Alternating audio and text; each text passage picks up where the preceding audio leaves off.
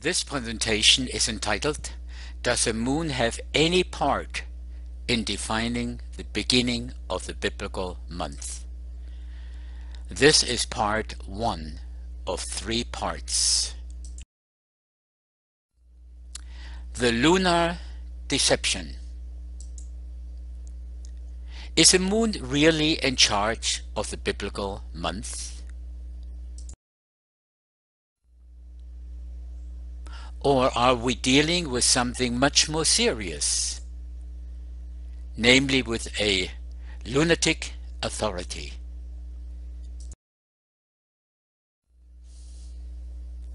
So let's look at the Jews and the moon. Most Christians that know anything about the scriptures or Jewish beliefs do know that Jews follow the moon to calculate the biblical month.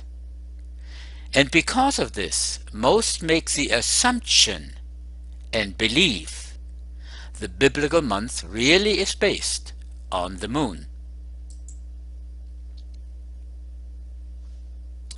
Let's look at Job chapter 31, the verses 26 to 28, and this is from the New Living Translation. Have I looked at the sun shining in the skies, or the moon walking down its silver pathway, and been secretly enticed in my heart to worship them? If so, I should be punished by the judges, for it would mean I had denied the God of heaven.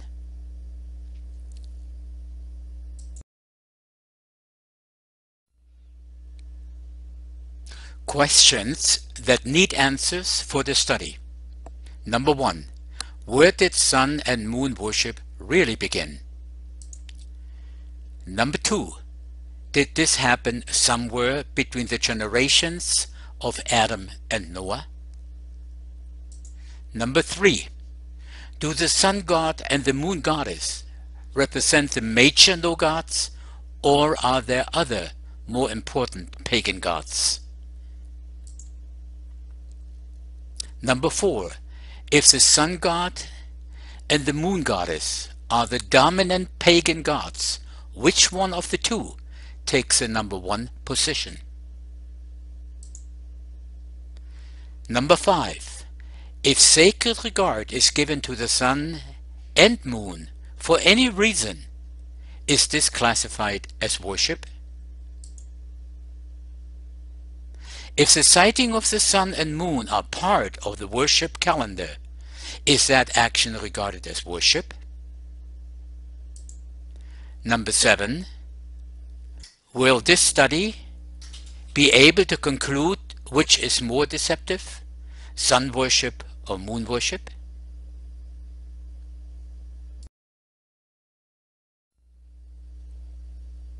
Let's look at Job and the moon.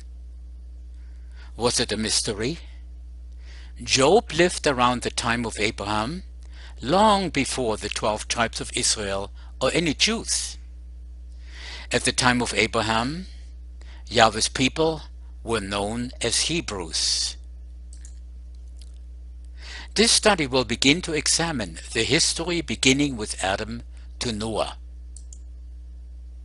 Then we will examine the history from Shem to Abraham, words of Job, the Torah commands of Moses, and the Old Testament history of the northern tribes of Israel and the tribe of Judah. The mystery will be solved through understanding the history.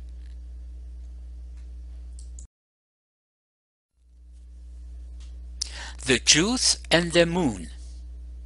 Are we dealing with a mystery? Most people believe the Jews today are correct in following certain phases of the moon in connection with their feast and festival worship statutes. In fact, it is a mystery why their moon isn't even questioned. This mystery will be solved through the following. Number 1. Understanding exactly what happened after the flood from Shem to Abraham, and when the worship of other gods actually became a strong practice among pagans. Number 2, understanding the history of Terah, Abraham coming out of Ur of the Chaldees, and how they were affected by pagan gods. Number 3, understanding that we are to follow the examples of Job and Abraham. Number 4, understanding exactly what Moses taught through Torah on the worship of the created rather than the creator.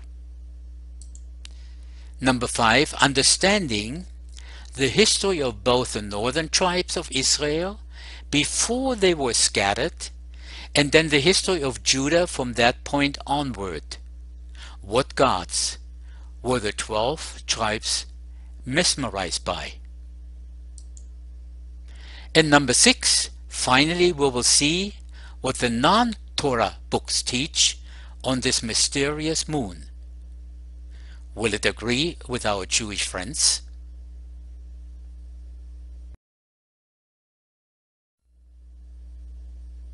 Yes, we will be picking on the moon in this study.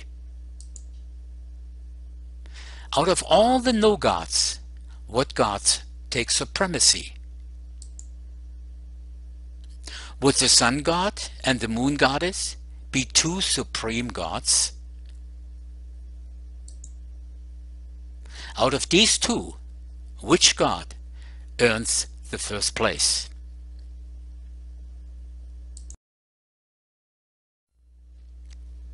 Adam, Eve, and the serpent.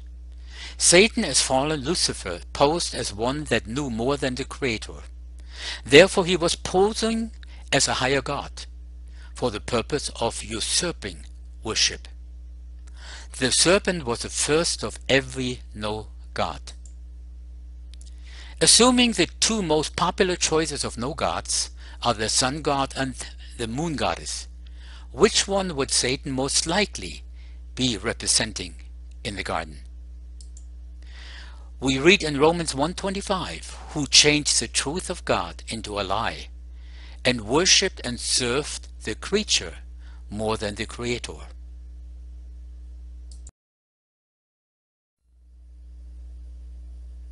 Now we come to Adam to Noah, worship of other gods. Here's a thought to ponder. There is no record in Genesis 1-6 of these righteous patriarchs serving other gods. So where did the worship of other gods begin?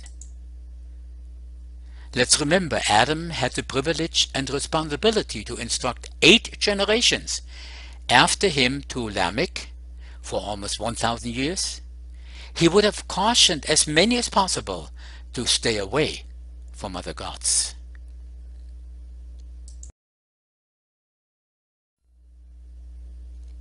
Let's look at the no gods before the flood. Today there are thousands of no gods, but this wasn't always so. Before the flood, it is now believed pagan gods were actually mortal men. They were born, waged war, had children and died, whereupon they were deified as gods by their descendants. This is not wild speculations.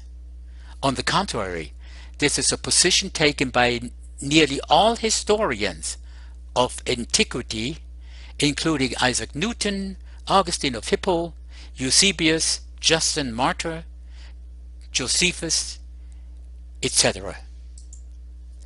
It was commonly believed that if a man was good enough, he could become a god too. This carried on down to the Roman Caesars and the Roman pontiffs today. The mythologies were real story of real men, embellished as gods in their afterlife.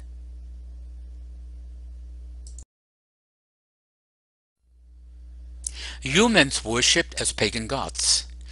Augustine wrote in 400 AD, those deities who are reckoned gods of the higher orders have gone from us into heaven. Ask whose sepulchres are pointed out in Greece. To simplify it, the pagan gods of the higher order were simply men, their graves in Greece. They started life as men and were deified and dressed up by those who survived them. And this was a pagan practice common enough to be captured in the pages of Scripture. We read in Acts 12:21-23, "On the appointed day Herod, wearing his royal robes, sat on his throne and delivered a public address to the people. They shouted, 'This is the voice of God, not of a man.' Immediately, because Herod did not give praise to God, the God of Abraham, Isaac, and Jacob, an angel of Yahweh struck him down, and he was eaten by worms and died."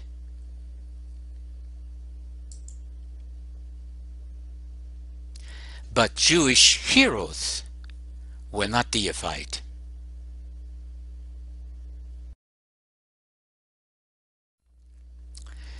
Genesis chapter 7-9, that was in 2350 BC after the flood. So here we have only 8 people that were saved at the time of the flood. Noah's family grew and became dispersed, estranged from one another in the land of Ur, or the Chaldees. Ham, idolatry, heathenism, changes the glory of Yahweh into images like men, birds, beasts, and creeping things, according to Romans 1:23. Yahweh had to separate a people for himself from the next rising heathen kingdom. Shem preserved the pure knowledge and worship of Yahweh down to his descendants of Terah and sons Haran, Abram, and Nahor. Now note, all these dates are approximate calculations.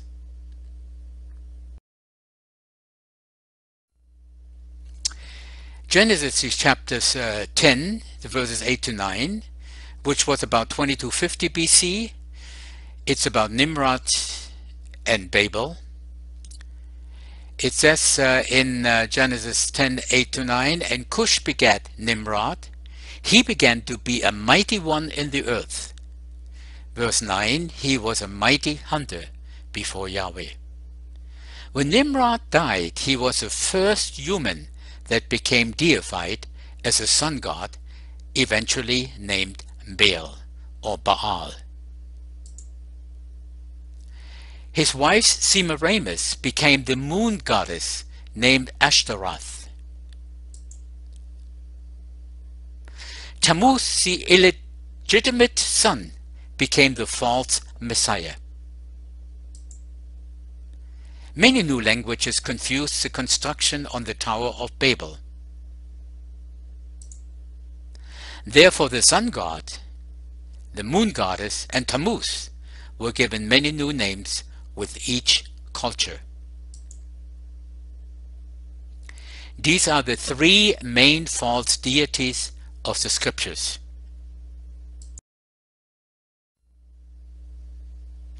Nimrod's secret identity. This was the greatest conspiracy on earth. And we see that through astrology, Hinduism, Zoroastrianism, Mithraism, Christianity, and Islam. Nimrod was the first sun deity, and it started it all, the worship of the host of heaven. Here we have a list of names of the no-gods in different cultures, and we have Nimrod. He was the Lord of Heaven. His wife Semiramis, the Queen of Heaven, and their son was a false Messiah. And all these nations like the Israelites, Phoenicians, Babylonians, Assyrians, the Greeks, and the Romans and the Egyptians worshipped all the same gods, just by different names. The scriptural history of pagan gods begins with Nimrod, the sun god.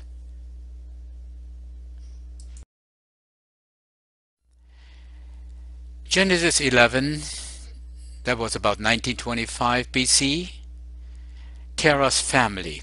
Even though the family of Shem, through Terah, had a knowledge of the proper worship of Yahweh, their worship was corrupted by idolatry, serving other gods in Ur of the Chaldees. In Genesis 11:31 it says, Terah took Abraham, Lot, and Sarai, and they went forth from them from Ur of the Chaldees. Then Joshua 24:2, and Joshua said unto all the people, Thus saith Yahweh, the God of Israel, Your fathers dwelt on the other side of the flood in old time, even Terah, the father of Abraham, and the father of Nachor, and they served other gods.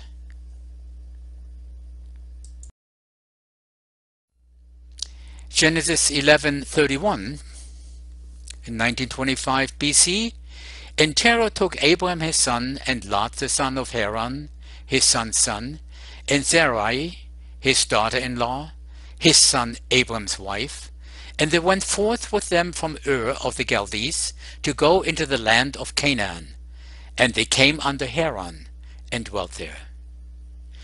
Yahweh needed to separate out a people for himself that would not serve other gods. Haran was a leading settlement with a temple dedicated to moon worship. Abraham was called out of Haran to Canaan. He continued to be righteous and faithful, never turning to pagan worship.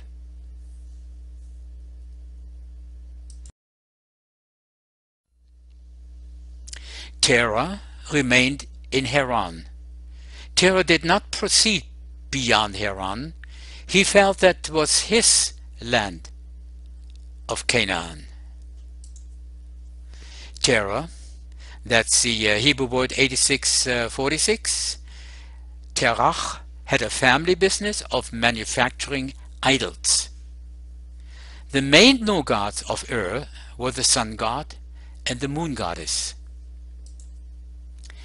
What kind of gods may Terah have been involved in?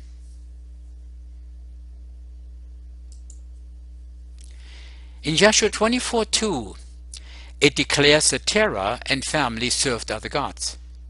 Out of Ur, this would have been gods fashioned after Nimrod and Semiramis.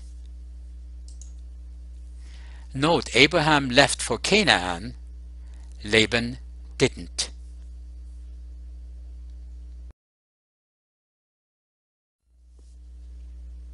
Abraham searches out Canaan according to Genesis 12:1-4. It was in Haran that Abraham received the divine call to continue to Canaan. Now the question, was Abraham an idolater before his call?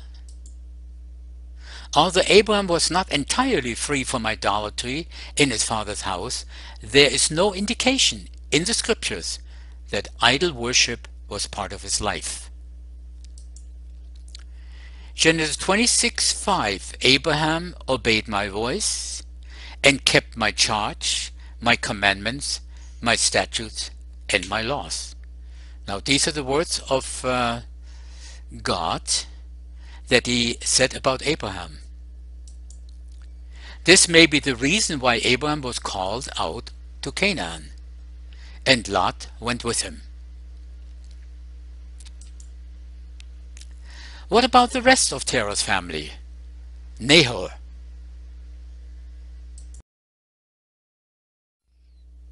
Laban remains in Haran. Laban was born about 1890 BC. About 1740 BC, Rachel stole Laban's images according to Genesis 31:19. Now images and idols were still in Terah's family 200 years later. Now what are images? This is a Hebrew word H8655, teraphim. It's a family idol. It's time to make the connection between teraphim, images, and great-grandfather, Terah.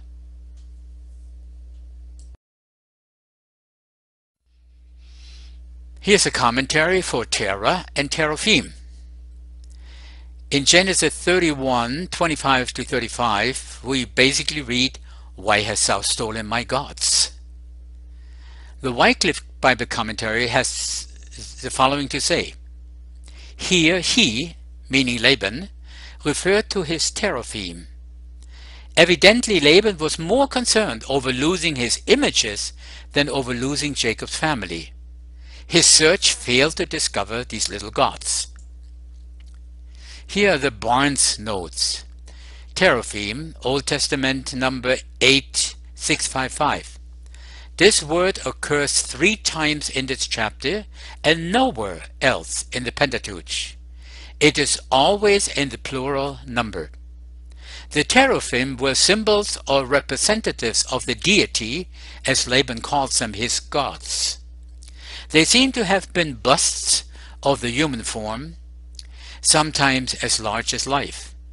See 1 Samuel 19:13. Those of full size were probably of wood. The smaller ones may have been of metal. They have been worn on an ephod for the purposes of divination, according to Genesis 30:27. The employment of them in the worship of God, which Laban seems to have inherited from his fathers, see Joshua 24:2, is denounced as idolatry in 1 Samuel 15:23, and hence they are classed with the idols and other abominations, eventually put away by Josiah. See 2 Kings 23:24.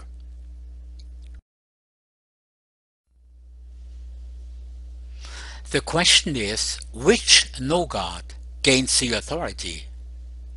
The sun god?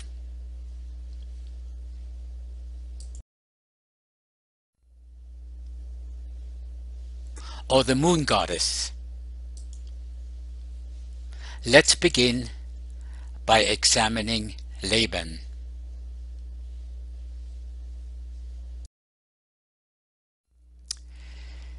Investigation on the Hebrew name Laban.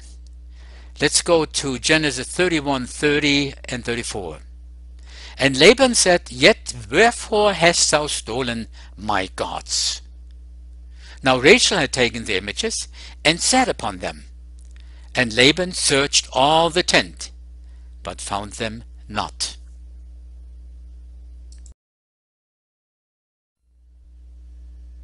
Comparing Terah and Laban to images and the moon.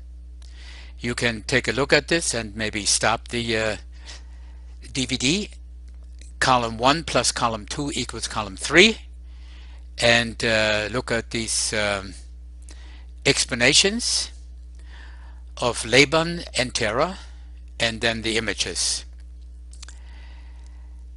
There is very strong indication now that Terah did have an occupation in Haran of making idols for distribution. Remember, Terah came out of Ur, the first center for major idol worship, and Haran was also a moon worshipping center.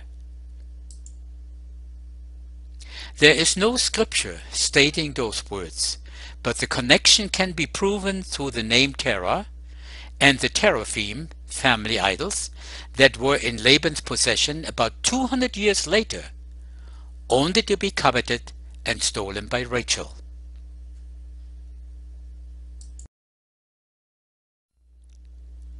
The family business of Terah. Terah's business of manufacturing idols would have been passed down through the generations, thus having a line of precious family idols. Everything is pointing back to these family idols as being connected to moon worship. These were very likely moon idols straight from Semiramis in Babylon.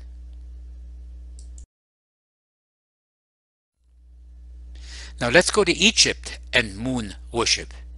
Abraham was told his descendants would be in bondage to Egypt, not returning to Canaan for 430 years. Egypt had their own sun gods and moon gods.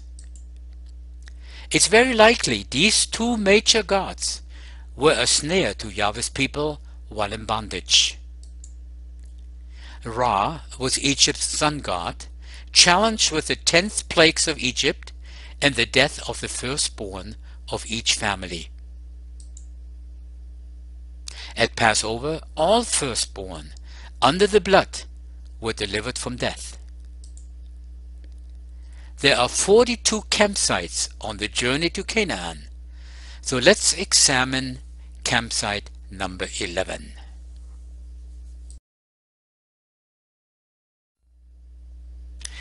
This was about 1490 BC, Mount Sinai, the 11th campsite. The number 11 connects with reproof, warning, and disorder. The root word for Sinai means tares, thorns, and demons, in the negative form. In the Syriac language, Sinai means to shine, as a moon which was an object of worship in the area.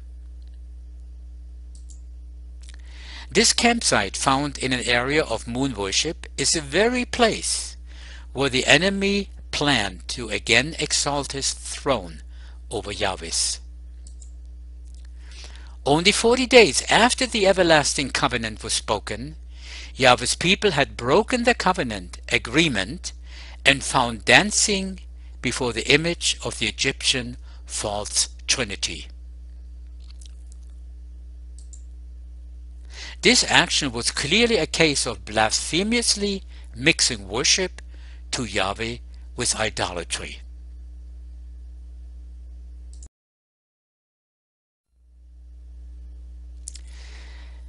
Exodus 32:45, it says, he, meaning Aaron, had made it a molten calf, and they said, these be thy gods, O Israel, which brought thee out of the land of Egypt.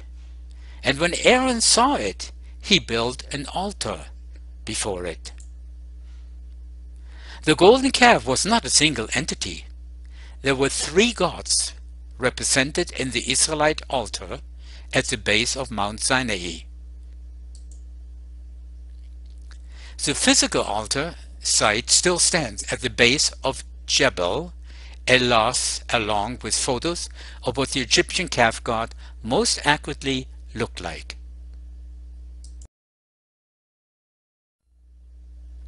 Here we have the Egypt's unholy trinity. In this image, 2 gods are seen. The golden Egyptian calf god does not depict a single god. The solar disk represents the serpent sun god as the father of the calf god, shown on the head of the golden calf. The 3rd deity is a female component. It is not part of the golden calf itself, but rather was part of the altar base. Upon the stones are petroglyphs depicting the Egyptian god. These deities were also known as the sun god, with the moon goddess being his wife, and their son was a false messiah.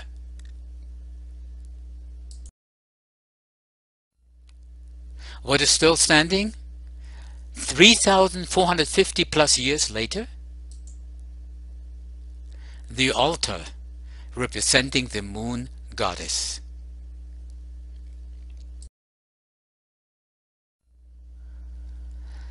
Moses gives strict commands in Deuteronomy 4:15 to 19 and chapter 17:2-5. If there be any found among you that corrupt yourself by lifting your eyes unto heaven, seeing the sun, moon, stars, and all the host of heaven, if then you are driven to worship them, serve them, or give them sacred regard for any reason, that person shall be stoned until they die. For Yahweh has commanded that none should serve or give sacred regard to other gods represented by the sun, the moon, and the stars. Moses told the people not to follow the pagan gods, but he also said, after he dies, that is exactly what they will do.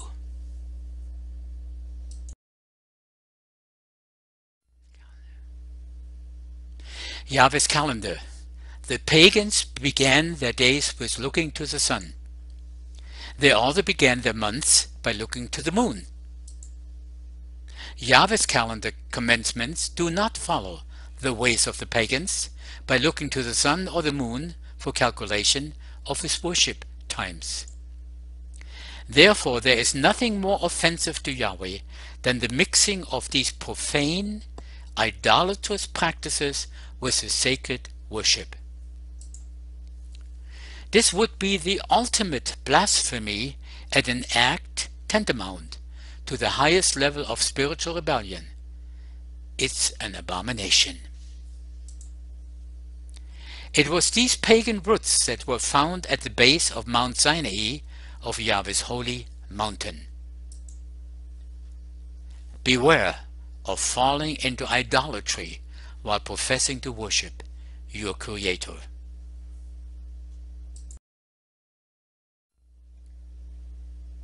What about the Christian churches today? Sunday Christians all honor their day of worship on Sunday, giving homage to the sun god from ages past. Sabbath keepers all honor the beginning of the worship days beginning with the sunset the night before Sabbath, paying homage to the sun god from ages past. Sabbath keepers and most feast keepers, in addition to honoring sunset, most also honor the moon for biblical month start, thus paying homage to the goddess of the moon.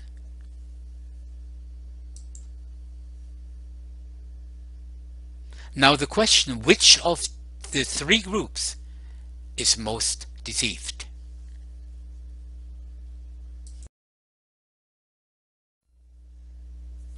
(1450 BC). Joshua follows Moses' leadership. Joshua's first campaign before entering the land of Canaan was to destroy Jericho, a moon-worshipping city. In 1430 BC, for 20 years he fought to rid the land of Canaan of pagan people and practices. Before Joshua died, he gave them strict warnings not to run after and serve other gods. The people promised to be obedient, but the pagan gods were still a problem. 1425 BC, in Joshua 24:22-23, the appeal is given, and Joshua said unto the people, Ye are witnesses against yourselves, that ye have chosen Yahweh to serve him. And they said, We are witnesses. Now therefore put away, said he, the strange gods which are among you, and incline your ears, your heart, unto Yahweh Elohim of Israel. So Israel still had strange gods among them.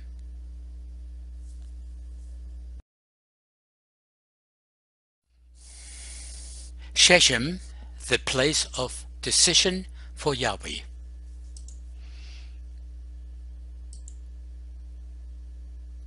In Genesis 12:6-7, Abraham built an altar to Yahweh at Shechem. The everlasting covenant was confirmed with him there. In Genesis 33:18-20, Jacob's altar was at Shechem, his first dwelling place in Canaan. In Genesis 35:4, Jacob hides the family idols under the oak tree at Shechem. In Joshua 24:32, Joseph's tomb is at Shechem. In Joshua 24:1-15, Joshua assembled Israel at Shechem to choose the Elohim they are planning to serve. And then Joshua 24:14-15, it states, Now therefore fear Yahweh, and put away the gods which your fathers served on the other side of the flood. And in Egypt, choose you this day whom you will serve, whether the gods which your fathers served that were on the other side of the flood, or the gods of the Amorites, in whose land you dwell. But as for me and my house, we will serve Yahweh. In Joshua 24:25, Shechem was a place where Joshua renewed the covenant with the people just before he died.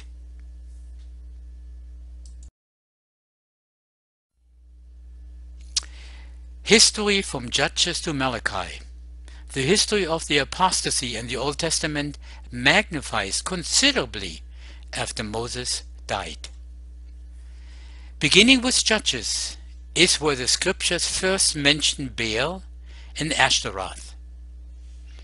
Now here we have some common terms in the Old Testament: Baal or Baal, the sun god, or Baalim in plural. Ashtaroth is a moon goddess. Will one of these pagan gods be dominant?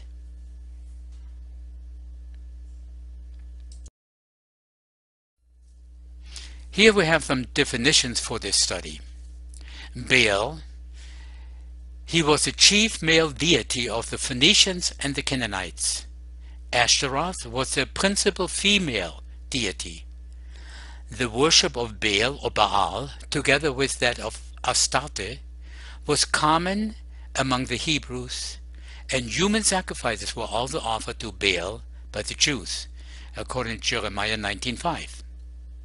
Now Ashtaroth or Ashtaroth is a Syrian goddess idol whose worship was very ancient and common among the Israelites.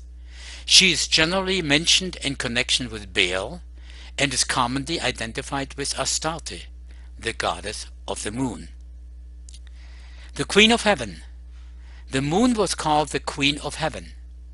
There are 3 rebukes from Jeremiah to Judah for this abomination, and we find these in Jeremiah 7, chapter 18, chapter 44, 7 to 19, and verse 25.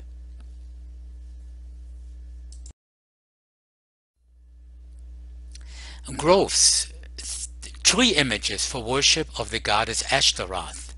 It was forbidden by Yahweh for groves to be established for worship. There are 11 references in the Old Testament for Israel's worship of groves. There are 40:20. He that is so impoverished that he has no oblation chooses a tree that will not rot. He seeketh unto him a cunning workman to prepare a graven image that shall not be moved. 2 Kings 17:16. And they left all the commandments of Yahweh, their Elohim, and made them molten images, even 2 calves, and made a grove, and worshipped all the hosts of heaven, and served Baal. Then we have the term of high places. This is a term used to describe places of worship for Yahweh in groves. There are 13 places in the Old Testament that mention that. Idolatrous worship. There are 9 places in the Old Testament, and idolatrous high places to be destroyed. There are 5 places in the Old Testament.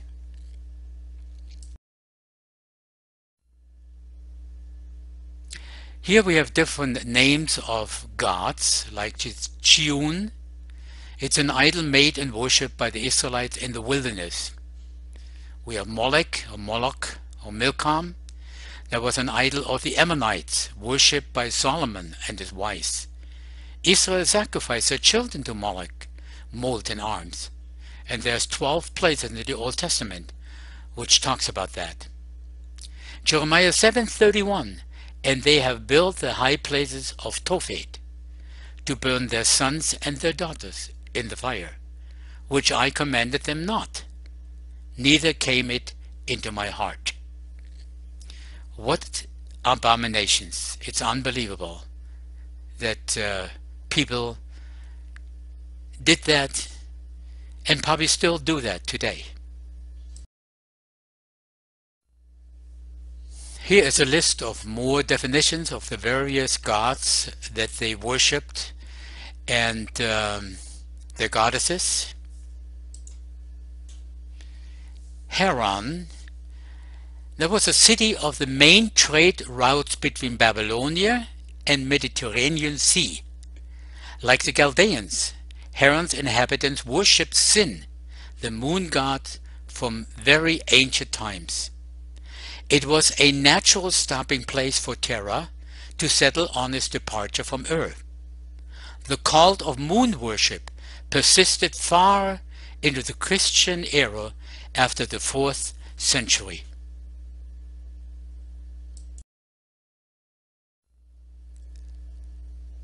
We have an abundance of pagan worship in the Old Testament, and the children of Israel participated in most of these. For the listed phrases, there are at least 887 Old Testament references linking to pagan worship. And in the Old Testament history books, we have 549 chapters. So the average mention of apostasy is 15 times in every 10 chapters. Now that was a real problem for our Heavenly Father.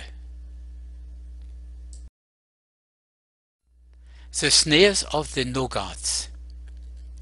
Right from the Garden of Eden, where another god was honored, the whole Old Testament history is tainted with roots that link to paganism. Israel and all pagan nations worshipped many gods. Was every pagan god a snare to Israel, or was something else going on in the background?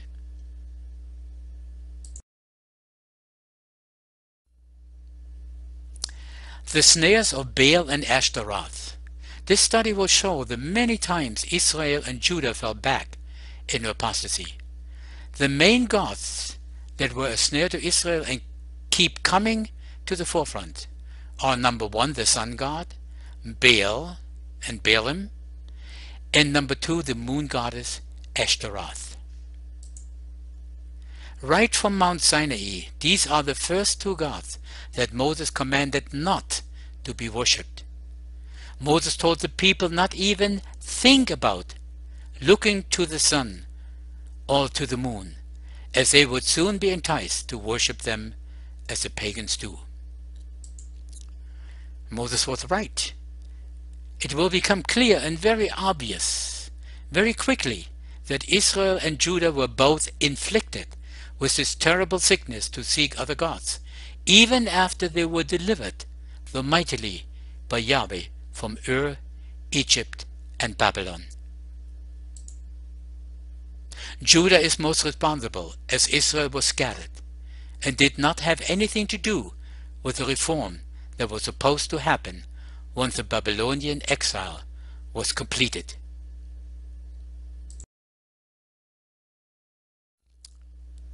Who is Baal? Do we really know? Baal, the most significant male deity of the Canaanites, with his consort Asherah, were the most alluring deities confronting Israel and the Promised Land. Numerous references to Baal in the Old Testament indicate his attractiveness and influence on the Israelites. The book of Judges chronicles numerous times the people fell to the temptation of Baal worship. Ahab and Jezebel made Baal worship the royal religion of the northern kingdom. See 1 Kings 16:29-31, with a Baal temple in Samaria. Baal, like Asherah, was also worshipped at high places, also known as groves, and required child sacrifices.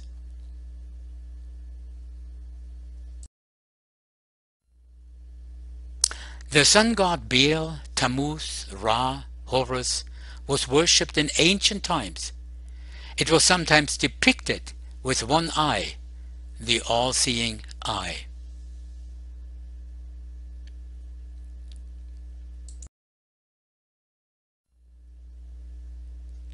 Baal's consort, who is it? Because of Israel's incomplete conquest of the land of Canaan, the roots of Asherah worship from Semiramis survived and plagued Israel starting as soon as Joshua was dead. See Judges 2:13.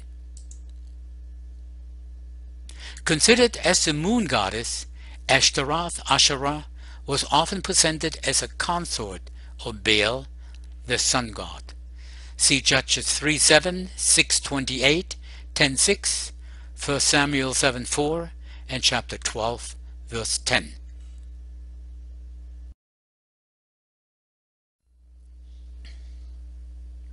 The growth of Ashtaroth, or Asherah. This moon goddess was represented by a limbless tree trunk planted in the ground. This trunk was usually carved into symbolic representation of the goddess. Because of the association with carved trees, the places of Ashtaroth or Asherah worship were commonly called groves. The Hebrew family words of Asherah, plural Asherim, could refer either to the moon goddess or to a grove of trees.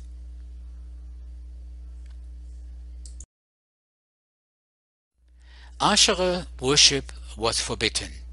Yahweh through Moses forbade the worship of Asherah. The law specified that a grove of trees was not to be near the altar of Yahweh. See Deuteronomy 16:21. But despite these clear instructions, Asherah worship was a perennial problem in Israel. As Solomon slipped into idolatry, one of the pagan deities he brought into the kingdom was Asherah, called the goddess of the Sidonians. See 1 Kings 11:5 and verse 33. It says here the worship of Asherah came to be regarded as much a feature of popular religion in ancient Israel and Judah as the worship of Yahweh.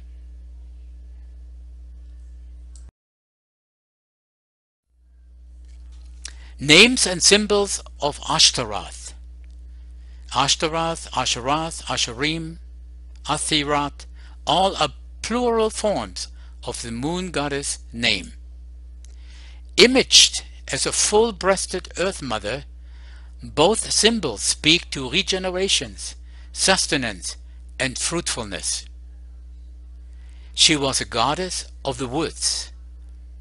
Groves of trees were her temples. This goddess is often referred to as a tree or a pole. The maypole is attributed to this goddess.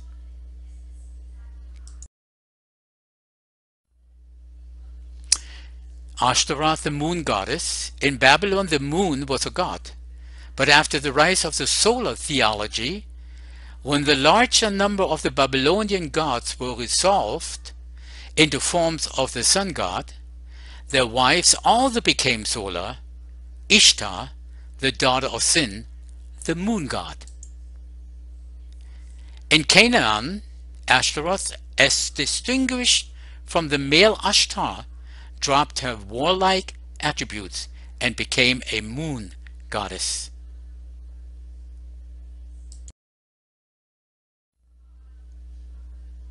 The Queen of Heaven.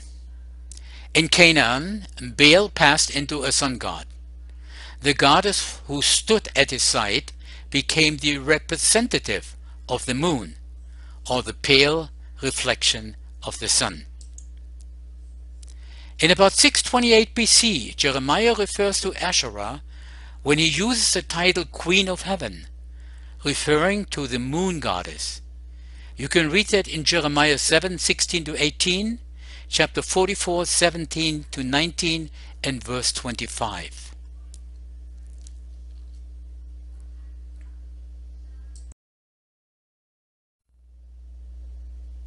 Jezebel and moon goddess worship. Along with Baal, Jezebel made Asherah worship even more prevalent, with 400 prophets of Asherah on the royal payroll. See 1 Kings 18:19. Throughout history, the Jews were constantly tempted to worship this pagan goddess and attended her rituals. It was this forbidden practice which finally led to Judah's captivity and the 70 years in Babylon, even though many good kings destroyed the Asherah groves.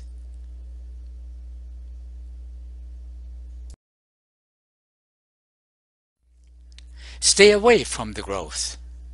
Yahweh absolutely detested the worship of his people to visit the tree poles in the high places and groves, paying tribute to the moon goddess. In Deuteronomy 16:21-22, it says, "Thou shalt not plant thee a grove of any tree near unto the altar of Yahweh the Elohim, neither shalt thou set thee up any image."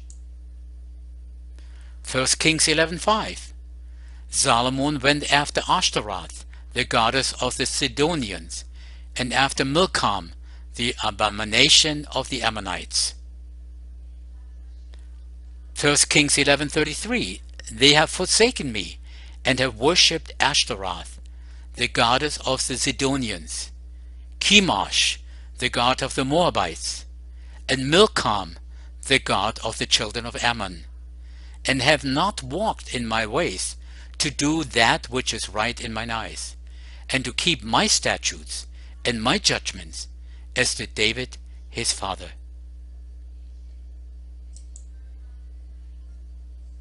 It was an abomination to Yahweh. The question is why? The groves and the garden. This is a tree pole of Ashtaroth, moon worship. And compare the Ashtaroth tree pole with the garden tree pole in the Garden of Eden. Did the abomination of worship at the tree start here?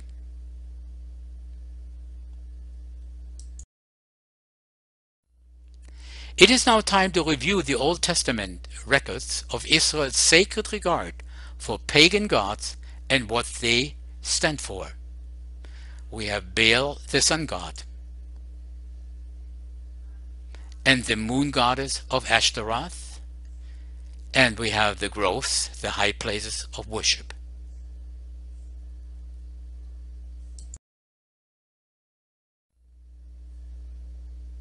Now we are looking at the years between 1425 and 1250 BC, the book of Judges.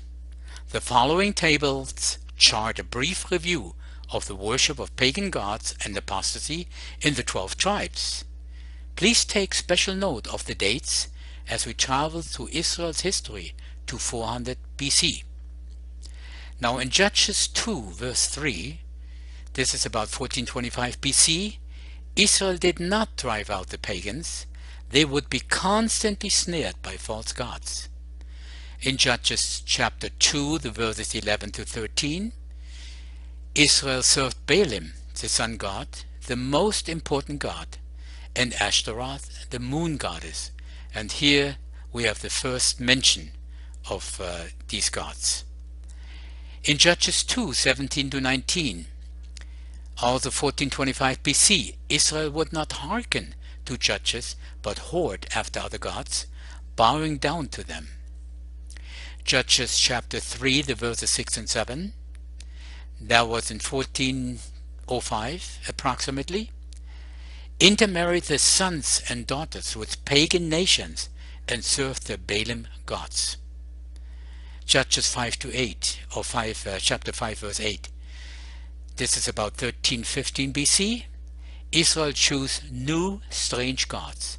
See also Deuteronomy 32:16. Then Judges chapter 6 verse 10, about 1250 BC. Yahweh cautions to not fear the gods of the Amorites. Remember, 200 years earlier Moses had given very strict commands to Israel so the people would be kept free from the worship of pagan gods. Now the question, did Israel have troubles with running after the sun gods and moon gods in the remainder of the history of the Old Testament?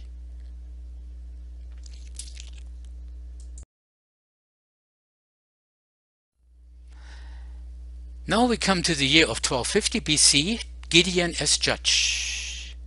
In Judges chapter 6, 25 to 33, Gideon throws down the Baal altar, the sun god that belonged to his father.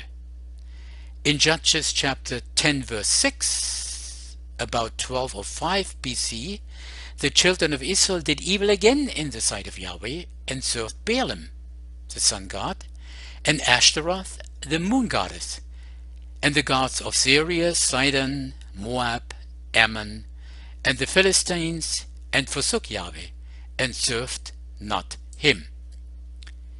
Okay, Judges 10:6, the children of Israel did evil again in the sight of Yahweh.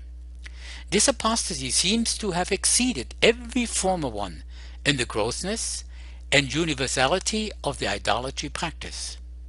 The Hebrews adopted the objects of worship among the several pagan countries contiguous to the district Palestine in which they lived. Some scholars feel Israel may have actually erected a pantheon. It's hard to believe Israel became universal idolaters, adopting every god of the surrounding nations. Baalim and Ashtaroth signify gods and goddesses in general reckoned as the gods of Syria, Bel and Saturn, or Jupiter and Astarte. The gods of Sidon, Ashtaroth, Astarte, or Venus.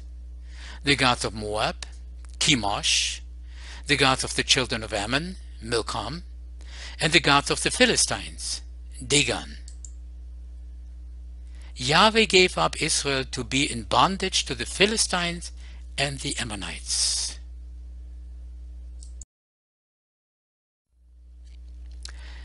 The years of 1120 to 985 BC, Samuel, Saul, Solomon. Again, let's look at Judges 17:5, about 1120 BC. Micah had a house god. 1 Samuel 7:3 to 4, 1110 BC. Samuel told Israel to put away their strange gods and Ashtaroth, the moon goddess. Israel did this for a while under Samuel. 1 Samuel 12:10, 1095 BC. Israel served Baalim and Ashtaroth. Again. 1 Samuel 28:13. Saul meets with the witch of Endor that called up other gods, looking for Samuel. 1 Kings 9:6 and 9, about 990 BC. Yahweh's warning to Solomon about worshipping other gods. 1 Kings 11:2 to 10, in 985 BC.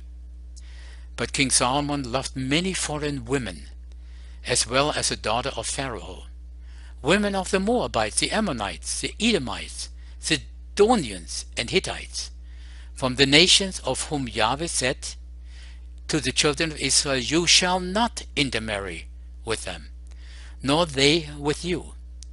Surely they will turn away your hearts after their gods." Solomon had 700 wives, 300 concubines. They all turned his heart after other gods. Solomon went after Ashtaroth, the moon goddess of the Sidonians, and after Milcom, the abomination of the Ammonites. Also see 1 Kings 11:33.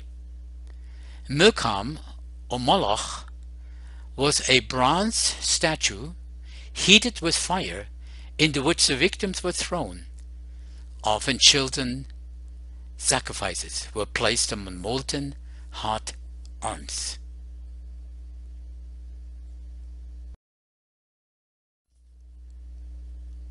Now we come to the years between 905 and 785 BC under Ahab, Athaliah, and Amaziah. In 1 Kings 18 and 19, about 905 BC, King Ahab and Queen Jezebel's other gods are no match for Elijah's Elohim.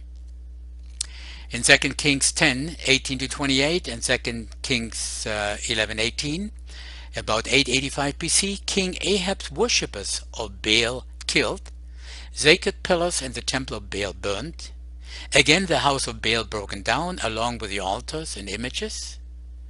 Then in 2 Chronicles 23:17, about 880 BC, King Jehoiada broke down the altars, images, and killed the priests of Baal.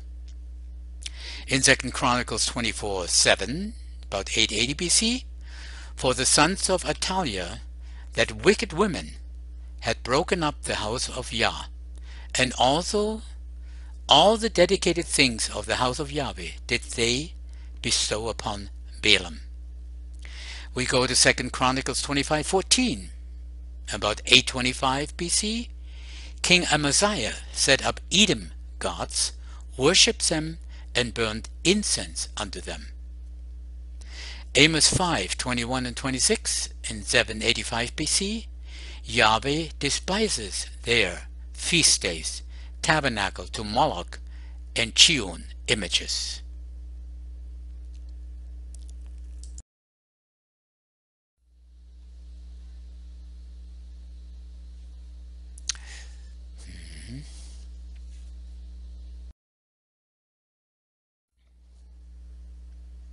Now we come to the year 760 to 740 BC, the abominations of Ahaz. In Isaiah 1:13 to 14, at about 760 BC, we read the following: Bring no more vain oblations, incense is an abomination unto me, the new moons and Sabbath, the calling of assemblies, I cannot away with. It is iniquity, even the solemn meeting. Your new moons and your appointed feast my soul hateth. They are a trouble unto me, I am weary to bear them. Note, 25 years later the 10 northern tribes are being warned by Isaiah to get rid of the pagan worship. He specifically mentions again your new moons and your appointed feasts. These are the pagan celebrations, not Yahweh's new months or Yahweh's feasts. In Micah 1:7, about 750 BC, transgressions of Samaria and Jerusalem, graven images and idols. 2 Chronicles 28:2 and 2 Chronicles 28:23, about 740 BC. Judah's king Ahaz made molten images for Balaam, the sun gods, burned incense in the high places, hills, and under every green tree, burnt his children in the fire as the heathen do. King Ahaz sacrificed to the gods of Damascus, made altars and high places to burn incense to other gods. Hosea 10:1 and 2 and Hosea 11:2, at about 740 BC, Israel's goodly images and altars, sacrificed to Balaam, the sun gods, burned incense to graven images.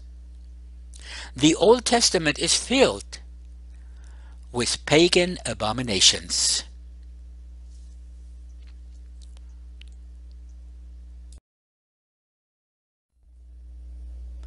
The years of 725 to 710 BC, Hezekiah, Hosea, and Manasseh. In 2 Chronicles 31:1, about 725 BC, Hezekiah's kingdom is being reformed. Images were broken to pieces, groves cut down, high places and altars utterly destroyed. In Hosea 13:1 to 2, Ephraim sinned with molten images of silver, many idols. In 2 Kings 17:10 and 16 and 41, about 721 BC, King Hosea set up images, groves, high places, and served idols, made 2 molten calves, worshipped all the hosts of heaven, and the whole kingdom served Baal, the sun god.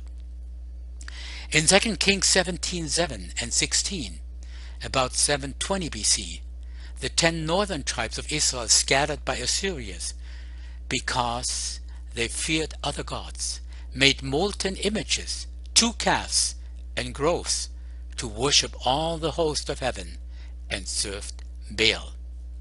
1 Chronicles 5:25, about 715 BC. Manasseh plays the harlot and follows the gods of the people of the land. Isaiah 10 to 11, 715 BC, prophecy to Isaiah that Jerusalem is worse than Samaria with their idols and graven images. 2 Kings 18:4, 710 BC, King Hezekiah cleans up all the idols, groves, and images. Micah 5:13, 710 BC, Israel's graven images will be destroyed. They will not worship the work of their hands. Approximately 700 years before, both Moses and Joshua had given very firm, strict counsel to Israel to not be enticed by the pagans and their gods for sun worship and moon worship.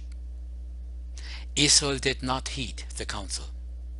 And this is basically their sad history, with rounds of pagan bondage and cries for the deliverance throughout the whole Old Testament. Next, Yahweh steps in with two signs to see if he can't move his people to follow his ways for the next 700 years.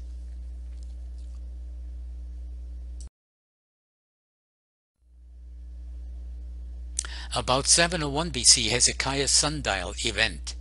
You read that in 2 Kings 20, 9 to 11, in 2 Chronicles 32, 24, in Isaiah 38, 7 to 8, sent by Yahweh to correct Israel's apostasy with the moon goddess.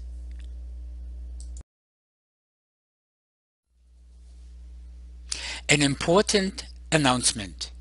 There were two signs given to King Hezekiah around 701 BC. The first one was a sign for the approaching Jubilee year in Isaiah 37. The second one, the sundial miracle in Isaiah 38. One commentary says this: the extra 15 years given to Hezekiah ended with the deliverance of Jerusalem, marking the completion of the third year of the third year sign.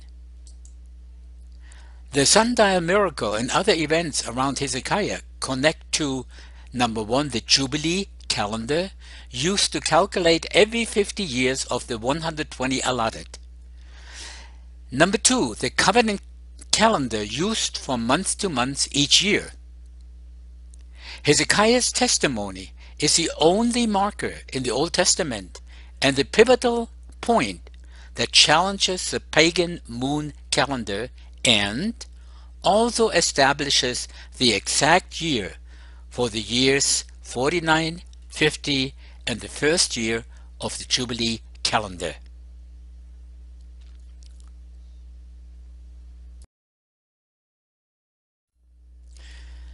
The first sign, Jubilee calendar marker. Isaiah 37:30, and this shall be a sign unto thee, ye shall eat this year, meaning the 49th year, such as groweth of itself. And the second year, that's the 50th year, that which springeth of the same. And in the third, the first year, sow ye and reap and plant vineyards and eat the fruit thereof. Assuming the sundial miracle of Isaiah 38 is about 701 BC, then A, this year, the 49th year, equals 701 BC. B, the second year, the 50th year, equals 700 BC. Some say this is about the 66th Jubilee. And C, the third or the first year, equals 699 BC. This information is part of a Jubilee calendar study. Today's study is examining the moon component of the covenant calendar.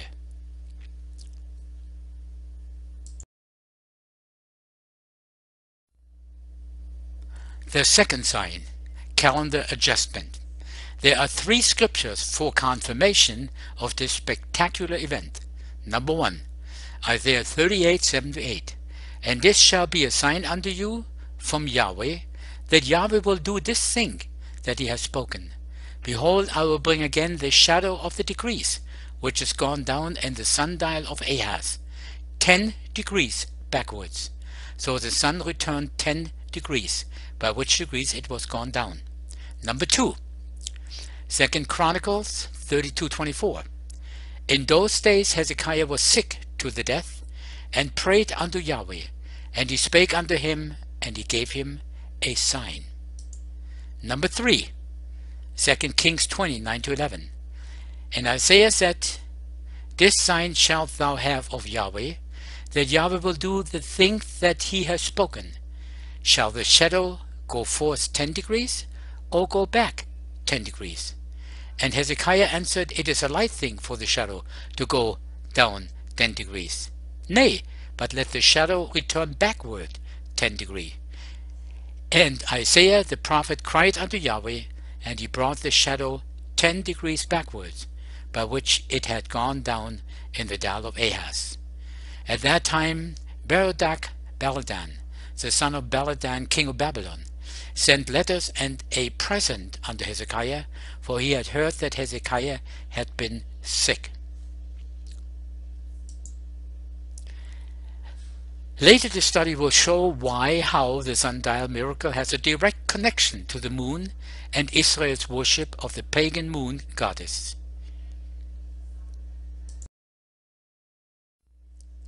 Hezekiah used in a mighty way. Hezekiah was a very good king and cleaned up the land from paganism in a grand way. That all went to pieces when his son Manasseh came to the throne for 55 years. As wicked as King Manasseh was, he did repent before he died.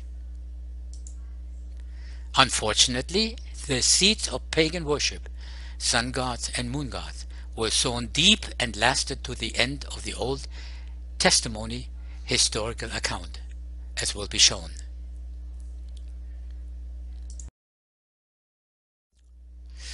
Let's go to the years 698 to 625 BC, Manasseh and Josiah. In 2 Chronicles 33:3-6, about 698 BC, King Manasseh built the high places, altars for Baalim, and all the groves to worship all the hosts of heaven. He caused children to pass through the fire, and used witchcraft, and dealt with familiar spirits and wizards. He set up carved idols in Yah's house. See 2 Kings 21:3. Manasseh repented and took away the strange gods, the idols, altars, and repaired Yah's house. In 2 years, King Ammon brought back all the evil that Manasseh had finally done away with. And that's being recorded in the verses 15 and 21-25. Let's go to 2 Kings 22:17, about 640 BC. King Josiah reads the consequences for burning incense to other gods if there is no repentance. Then in 2 Chronicles 34:3-7, the same year, King Josiah cleans up all the idols, groves, and images. Jeremiah 1:16, 630 BC. Jeremiah utters judgment against Judah for burning incense to other gods. Jeremiah 2:5 and verses 8 and 20. Judah has followed idols, prophesied by Baal, sun god, played the harlot. Zephaniah 1:4-5. Yahweh will punish Judah for worshipping Baal, the sun god, and all the host of heaven. 2 Kings 23:5 and 13, 14, and 24. About 625 BC, King Josiah again cleans up all the idols, groves, and images that were worshipped to all the hosts of heaven. He also put away consulted mediums, household gods, and idols, and all the idolatrous priests that burned incense unto Baal, to the sun, and to the moon, and to the planets, and to all the hosts of heaven.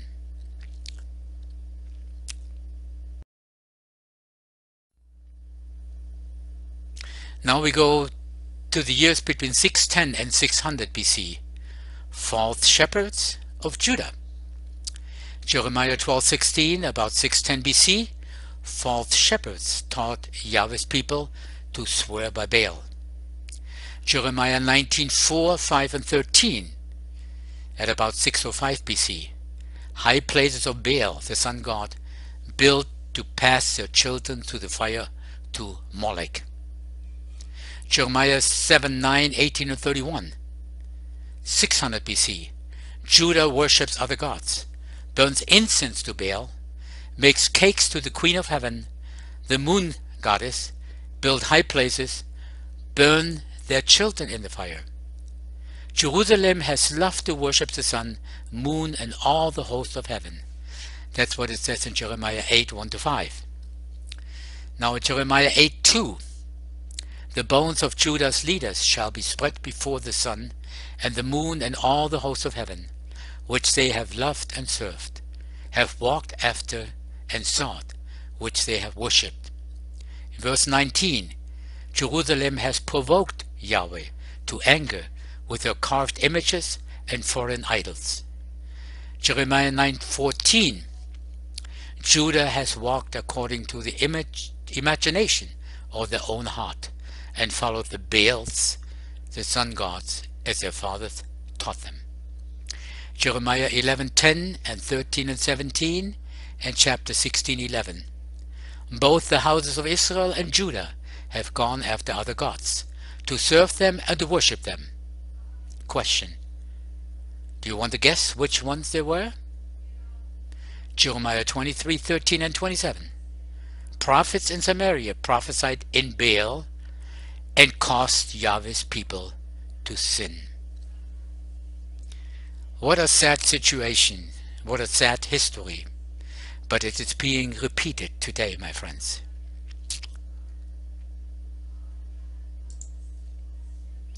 Apostasy has a severe increase as time marches on.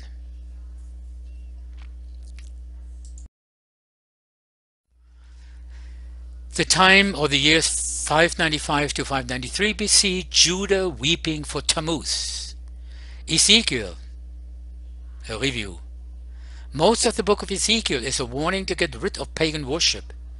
Ezekiel is exiled to Babylon.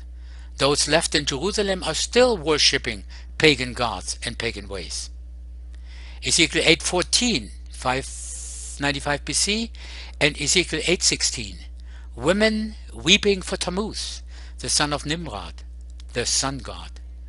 Priests, backs facing the temple, their faces toward the east, worshipping the sun. Ezekiel 20:26, 593 BC, caused the firstborn to pass through the fire, sacrifices to Molech. More than 800 years earlier, Moses had warned Israel to not seek out other gods. Because they refused to listen, things just got worse. The paganism of Lent and weeping for Tammuz.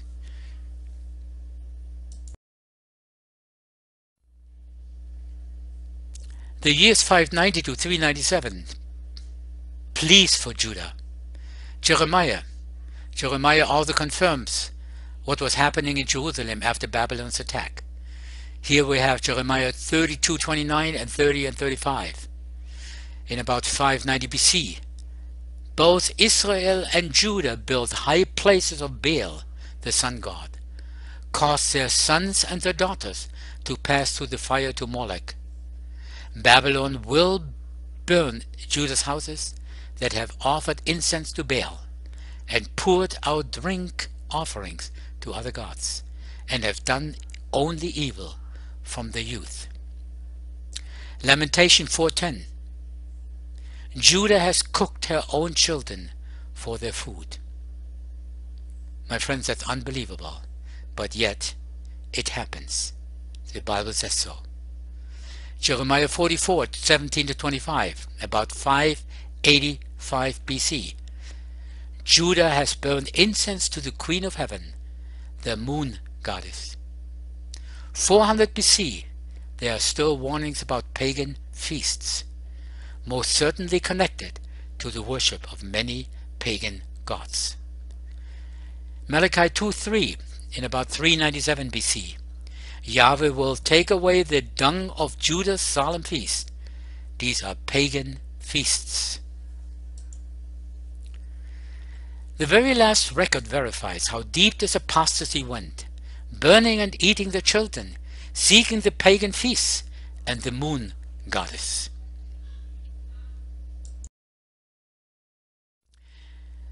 We have just reviewed a portion of Israel's history and what happens when the sun and the moon gods are followed. Israel eventually sought the pagan feast over Yahweh's worship statutes. It was a sacred regard for the moon goddess that affected the feast calendar the most. The moon goddess is still given sacred regard today by having the authority to appoint the moon as the commencement of the biblical month or a weekly Sabbath. That's nothing new under the sun.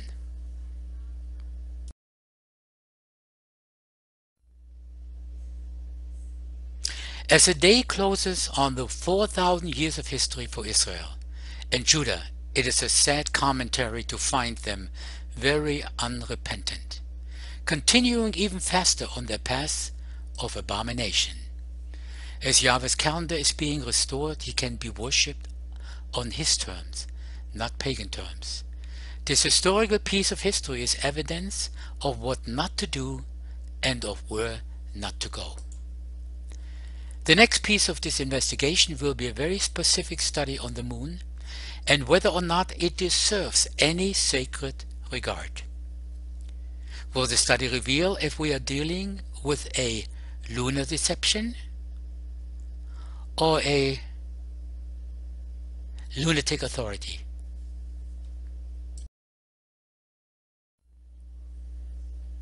Introduction. True or false? Truth does not fight to have a place in the heart of men. It simply presents itself. Take it or leave it. That is man's choice. On the other hand, error, especially pagan errors that specifically counter Yahweh's truth, resist at all costs of being replaced by truth. What is the truth about the moon? Is it really in charge of determining when Yahweh's biblical month begins?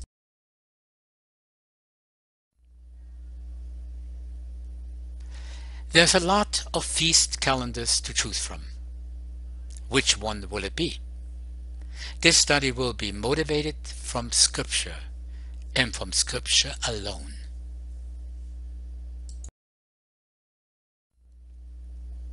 The rest of this presentation proves from Scripture the moon has absolutely nothing to do with the start of Yahweh's biblical month. The truth is actually so easy, a child can understand it.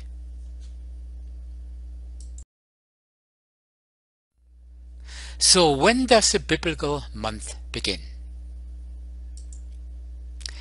It depends on who you ask.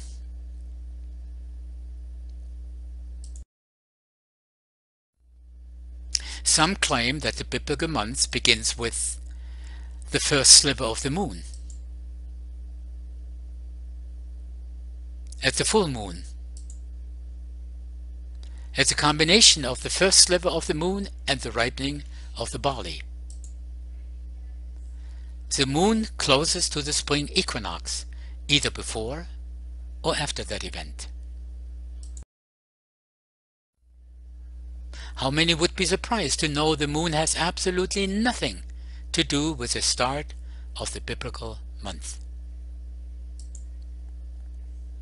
Can you explain this with a solid scriptural teaching?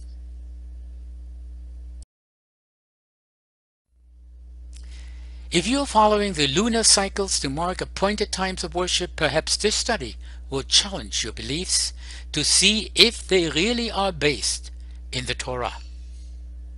Look for the blessings.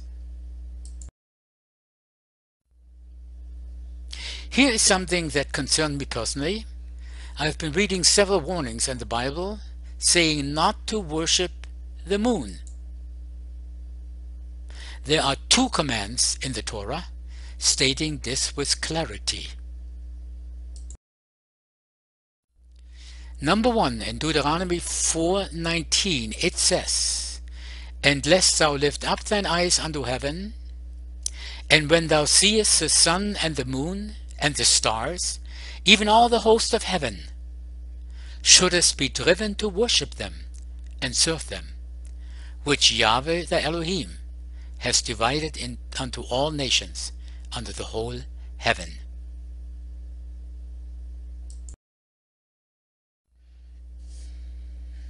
Bible verse number 2 in Deuteronomy 17:3.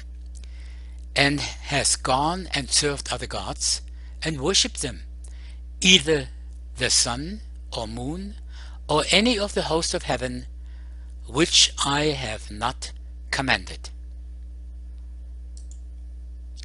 Before Moses died, he specifically gave these 2 commands in Deuteronomy as a safeguard from the pagan ways of worship.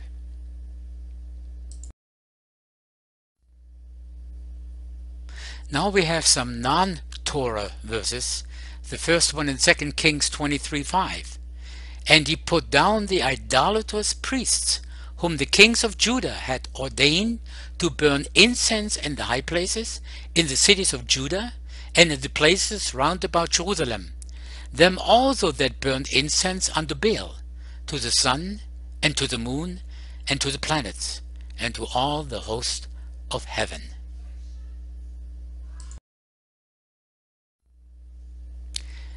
The next verse is in Job 31:26-28. "If I beheld the sun when it shined, or the moon, walking in brightness, and my heart has been secretly enticed, this also were, or would be, an iniquity to be punished by the judge Yahweh, for I should have denied the God that is above." Note, these verses are talking about giving more regard to the sun and moon than what was ever allowed by Yahweh. There are many other scriptures giving the same warning.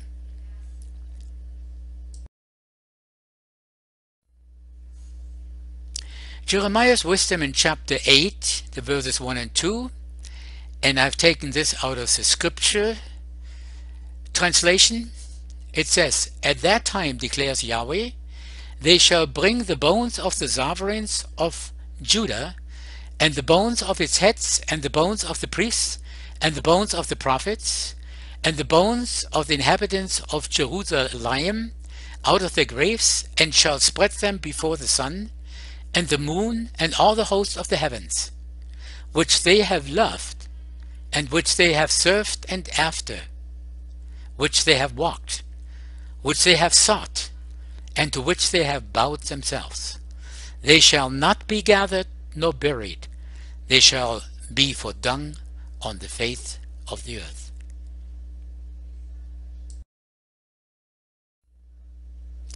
Yahweh tells us explicitly that the moon is not to be followed. He destroyed Jericho and placed a curse on the one who rebuilds it. The Hebrew language reveals a deeper understanding that the curse is placed upon the one who rebuilds the worship practices of the moon. That is why the moon of Revelation 12 is placed under the feet of the bride. What does it mean?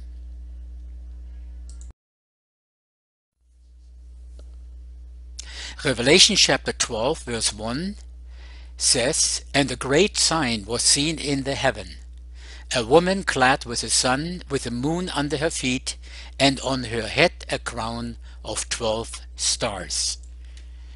The bride is illuminated by the light of the sun. The light of the sun provides the glory. The moon has been trampled underfoot. It is no longer of value because the bride of Yeshua has risen above and trampled the false deception of the moon, determined feasts and festivals below her feet.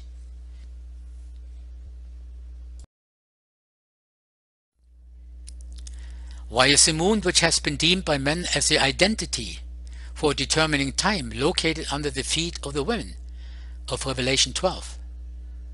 For the answer of what it means, we need to look at some Bible verses.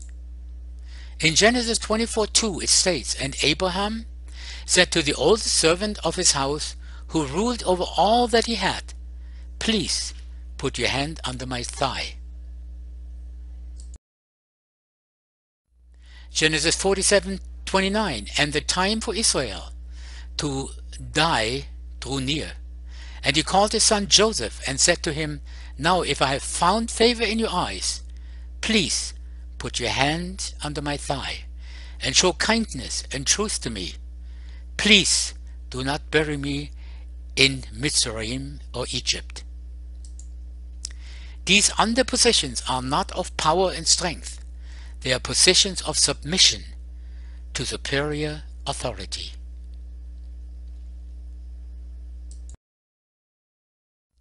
More scriptures about being under the feet. 2 Kings 9:33 states, "And he said, 'Throw her down.'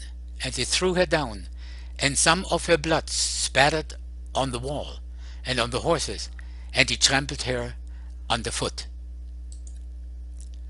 Lamentation 1:15, "Yahweh has trodden underfoot all my mighty men in the midst of me. He has called an assembly against me to crush my young men. Yahweh has trodden the virgins, the daughter of Judah, as in a winepress." Matthew 5:13, "Ye are the salt of the earth, but if the salt have lost his savour, wherewith shall it be salted? It is thenceforth good for nothing, but to be cast out and to be trodden underfoot of men."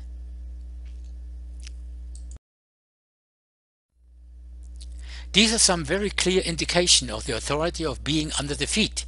Under the feet is not a position of power and authority as man has taught, pertaining to the moon being located under the feet of the bride of Yahshua. In Revelation 12, quite the contrary. Being under the feet is a sign of non-volunteered relinquishment of power and authority. In Revelation 12:1 again, the moon has no authority whatsoever.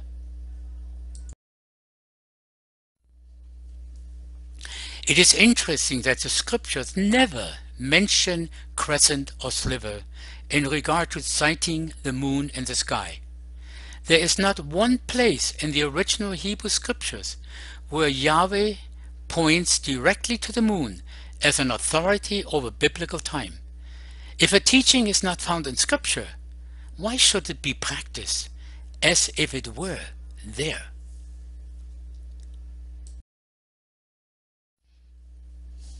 One source claims that a certain sects developed a procedure that involved the sighting by two witnesses.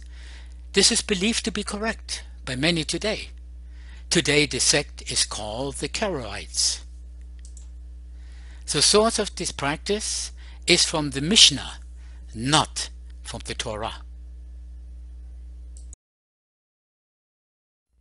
The Karaite connection.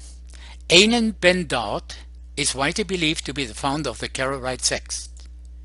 In the mid-8th century of the Common Era under Islamic rule, he started a movement which broke away from rabbinical Judaism. It was Einan's hope to become the head rabbi, but he was passed over by his younger brother, who held more closely to the Torah and the oral law, the traditions of the father. Still, Einan's followers installed him in the position of exilarch. The Caliph al-Mansur viewed this argument as rebellion, arrested Einan in 767, and set his execution date. While in prison, Einan met an Islamic teacher who gave him advice that saved his life. Einan was to establish a new religious sect, and I have that from this website, fossilizedcustoms.com. Here again from the same website, The pre-Islamic moon deity called Allah is symbolized by a crescent moon and star. The origin comes from the Hindu culture and the worship on Shiva. The crescent moon was also venerated in the Egyptian culture, with a moon below a solar disk. Because Christianity sprang from Alexandria, Egypt, these objects in the sky were also adopted for veneration. Islam's most prominent symbol is a crescent moon, the Shiva's symbol.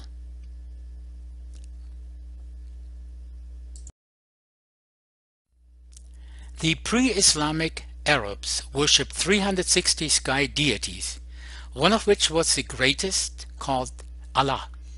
Allah is represented by the crescent moon and was the most favored of all deities by Muhammad's clan. The 360 deities means the Kaaba was originally a Hindu shrine dedicated to the worship of the host of heaven. Yahweh is not represented by any kind of symbol, and certainly he is not using the objects seen in the sky to determine his appointed times.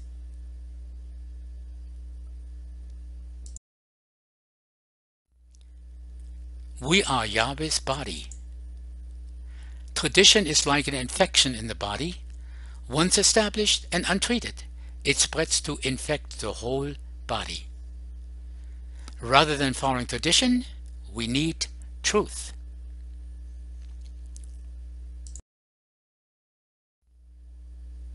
Rightly dividing the truth, first by the scriptures, and second by secular history. Why? Pagan errors recorded in history are found to wrestle for prominence above Torah truth. It's easier to make a good decision with an abundance of evidence. Scriptures will be provided as the study progresses. In 2 Timothy 2:15 it says, "Study, research, to show thyself approved."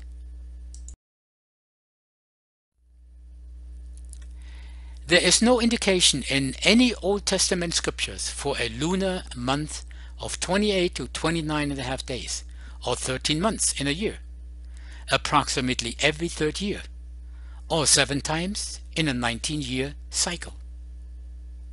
At creation, the 12 months had 30 days each. The year had 360 days. There are no Torah instructions for beginning any month with any phase of the moon. The Torah books date to approximately 1450 BC. This is 2550 years after creation. The covenant calendar in Exodus documents the 30-day months very well.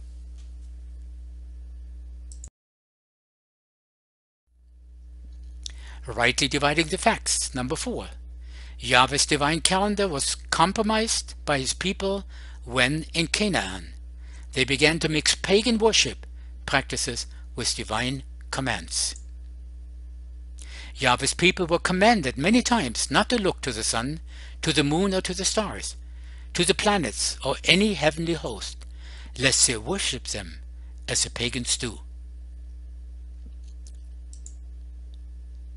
Of all the heavenly hosts, today's lunar cycle is closest to the biblical 30-day month. The pagans were moon worshippers with their own feasts and their own festivals. The pivotal point in this puzzle is Hezekiah's sundial around 701 BC.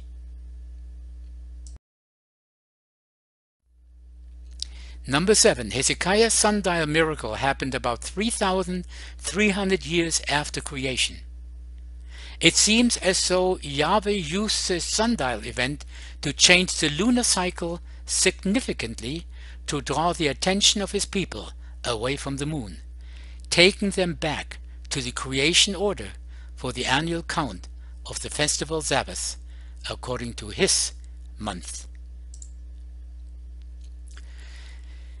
Number 8. In a study of the scriptural facts with their dates, we will see the sundial event was intended to permanently separate Yahweh's feast worship times from the pagan lunar cycle calculations.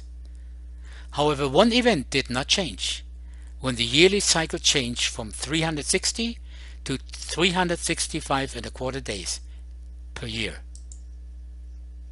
And that event is the equinox.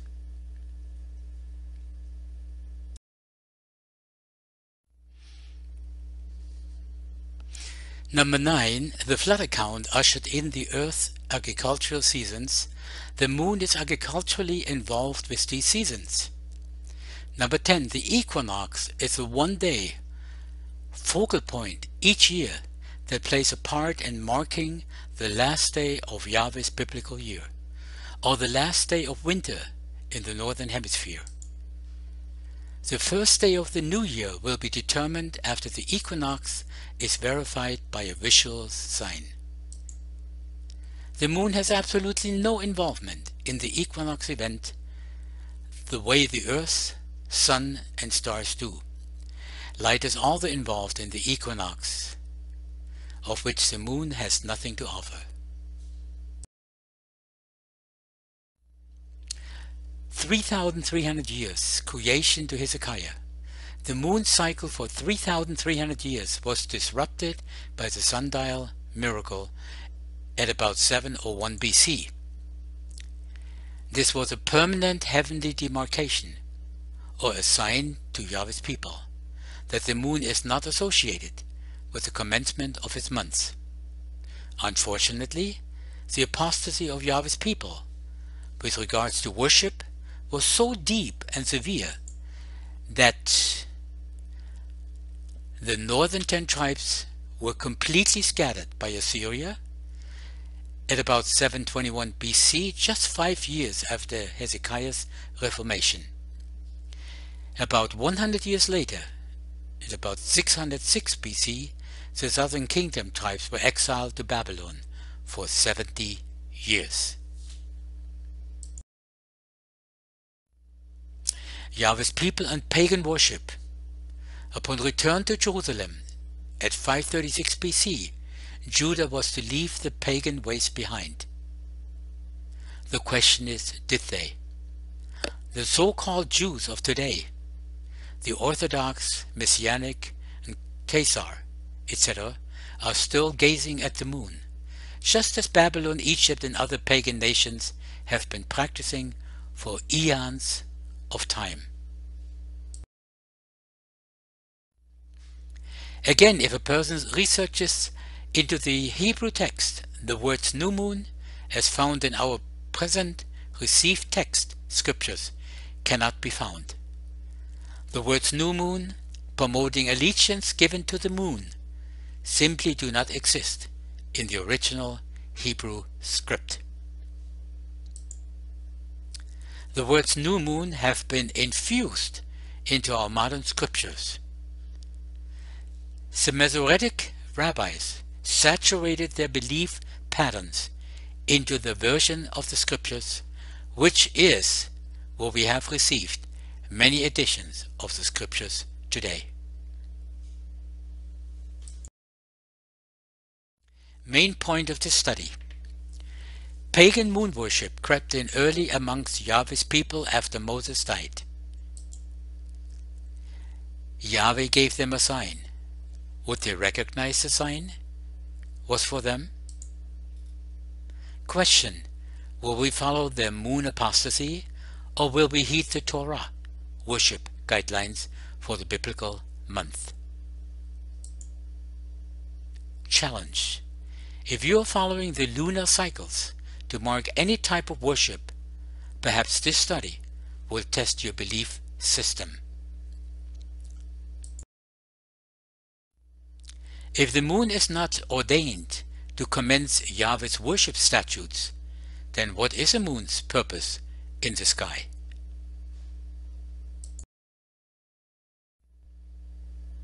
Jeremiah 31:35 gives declaration for the two light givers.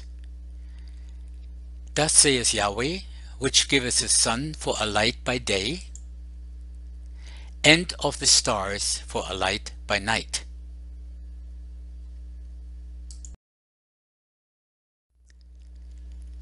Jeremiah 31:35 also declares the mandate for the moon. Thus saith Yahweh, which giveth the ordinances of the moon, which divideth the sea when the waves thereof roar.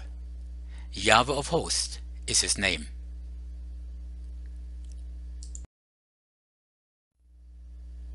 Yahweh declares the moon is given for ordinances.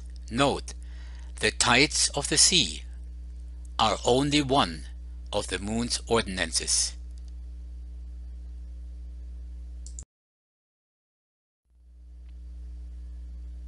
What are the job descriptions of the moon?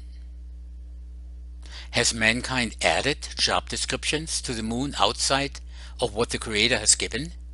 Does the moon have a prominent position which it does not deserve when it comes to observance of holy feasts and festivals?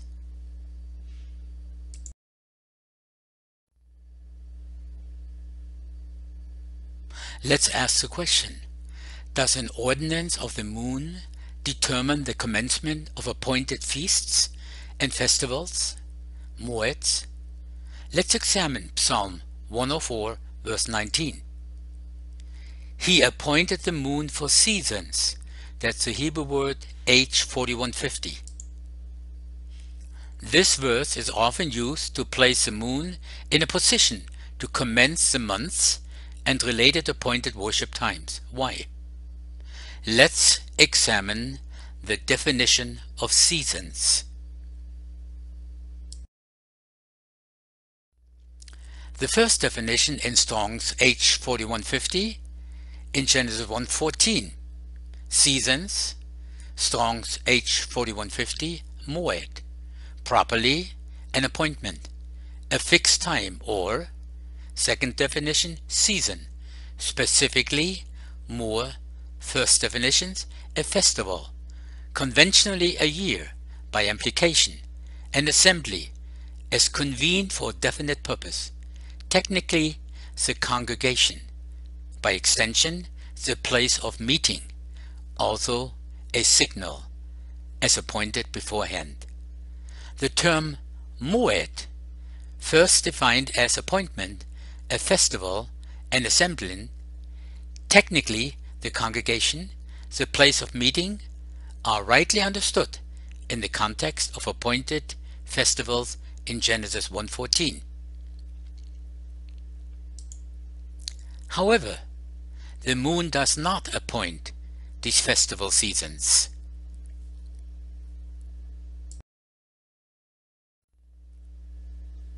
Here we have the second definition in Strong's H4150 of Psalm 104:19.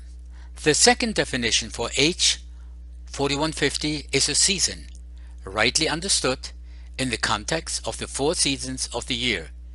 These seasons are fixed, they do not vary. One of the ordinances of the moon is to maintain these fixed seasons for agricultural purposes that happen to coincide with the harvest of the appointed festivals.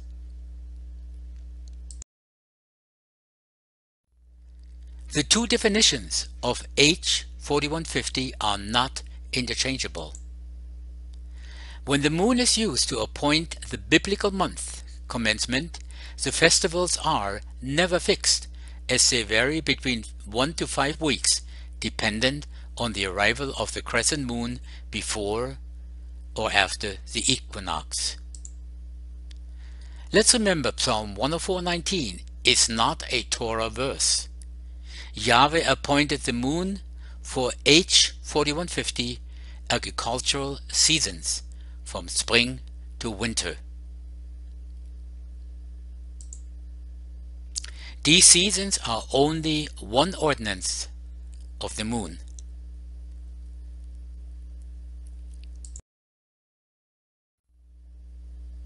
Ordinance of the harvest moon. Deuteronomy 33:14.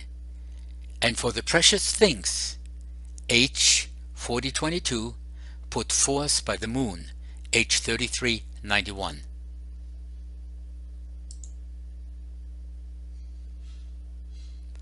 So what are the definitions of H 4022? This is something valuable, a precious fruit. And H 3391, lunation of the moon.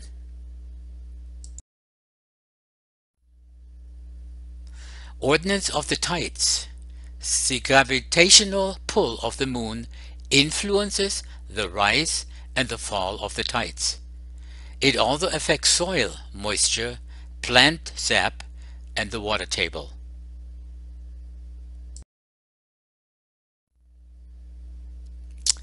Let's look at Job's illustration in Job 38:8 and the verses 10 and 11. Verse 8, or who shut up the sea with doors when it brake forth, as if it had issued out of the womb. Verse 10, and set bars and doors. Verse 11, and said, hitherto shalt thou come, but no further, and here shall thy proud waves be stayed.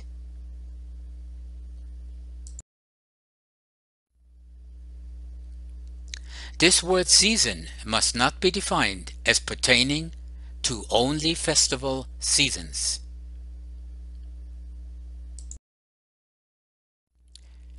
Here's one example in Jeremiah 8:7. Yea, the stork in the heaven knoweth her appointed times, H 4150.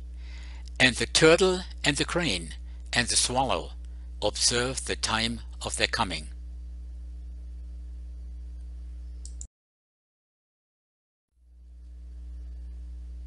Ordinances of the moon. This word seasons can mean number 1, festival appointments, number 2, agricultural seasons, and number 3, the stork's appointed times. The moon is not allotted to define the timing of the appointed moed festivals through Moses in the Torah. However, remember, the appointed seasons do align with the agricultural harvest appointed by the moon.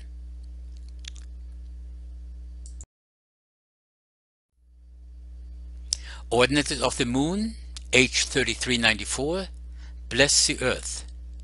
Some ordinances are: number 1, the moon stabilizes the tidal activity and sustains life in the ocean.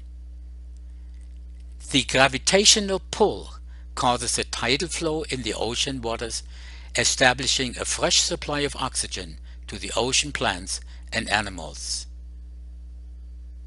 Number 2, the moon stabilizes the earth's seasons for the advancement of life to plants, animal, and mankind. Regular stable seasons are absolutely necessary.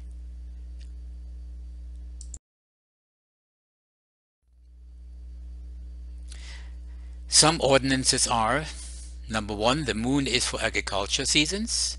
This gives mankind yearly harvest of precious produce at the agricultural appointed time. Number 2, the moon is given for prophetic utterances. Eclipses, for instance, are like mileposts in human history, marking off certain dates. We can study events in ancient history because the eclipses have been recorded. The moon is involved in science for great miracles and a prophecy. Note, the first use of moon in the Torah was Joseph's dream, the moon being part of prophecy, not month start. Number 3, the moon is given for warnings against moon worship. See Deuteronomy 4:19, chapter 17:3, 2 Kings 23:5, and Jeremiah 8, verse 2.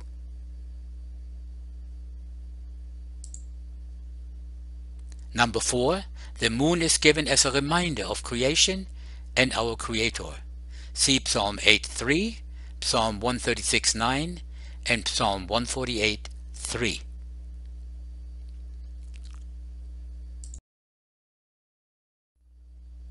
This is the end of part 1. In part 2, we are going to investigate the Hebrew meaning of every word number attached to moon, to see which number commences each new month.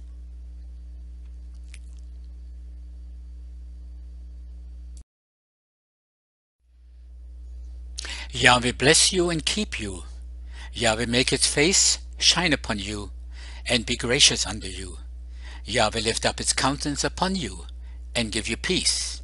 In the name of Yeshua the Messiah, the Prince of Peace. Shalom.